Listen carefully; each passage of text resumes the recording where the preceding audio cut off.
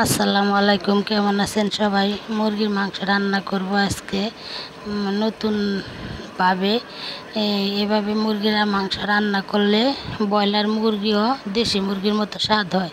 তো প্রথমে কড়াইতে তেল দিয়ে দিলাম, দেওয়ার পরে কড়াইটা তেলটা গরম হওয়ার পরে মাংসগুলো দিয়ে দিলাম। মাংসগুলো ভালো করে লাড়াচাড়া দিয়ে তারপরে বাইজে এগুলো আলাদা করে রাখবো। রেখে আবার কড়াই বসাই দিলাম। কড়াইতে পেঁয়াজ কুচি, কাঁচামরিচ এগুলো দিয়ে দিলাম। এগুলো লাড়াচাড়া দিয়ে ভালো করে বাইজে নিব। এলাচ, দালচিনি, তারপরে স্বাদ মতো লবণ এগুলো দিয়ে ভালো করে লাড়াচাড়া দিয়ে এগুলোর কষাই নিব। আদা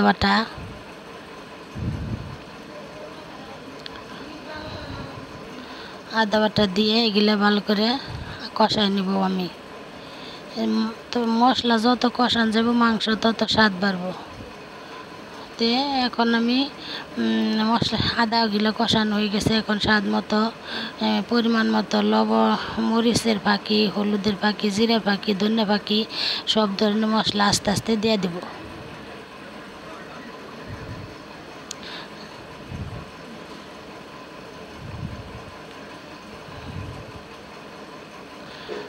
দিয়ে এগুলো ভালো করে মিশাই নিয়ে এগুলোরে কষানো হয়ে গেলে তারপর আমি মাংসগুলো দিব। দেখেন আমার মশলার থেকে তেল ছেড়ে দিছে, কি সুন্দর হয়েছে মশলাগুলো কষানো।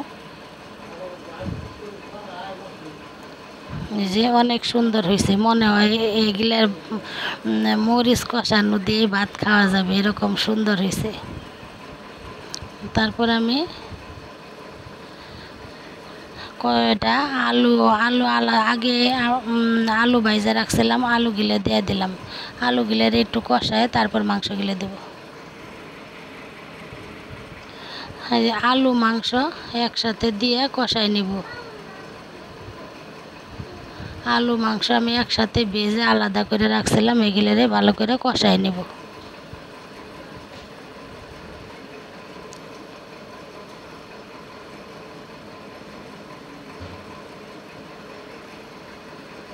দেখেন এগুলা কি সুন্দর কষানো হয়ে গেছে প্রায়। এই যে মাংস থেকে তেল ছেড়ে দিছে।